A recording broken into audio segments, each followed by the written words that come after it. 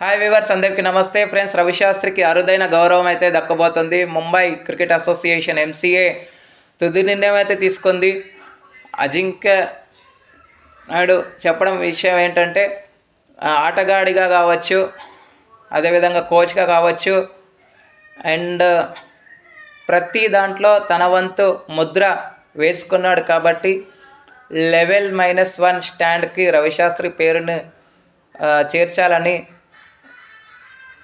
చెప్పడం విశేషం.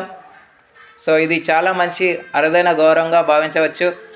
అండ్ ముంబైకే ఆయన డొమెస్టిక్ క్రికెట్ కూడా ఆడిన విషయం మన అందరికీ తెలుసు.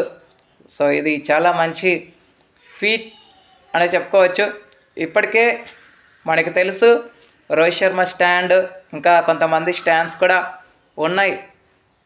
ఇప్పుడు రవిశాస్త్రి పేరు కూడా దీంట్లోకి చేర్చడం విషయం. అండ్ కొంతమంది పేర్లు కూడా gate number 3, gate number 5, gate number 6లో దయానా ఎడల్జీ అండ్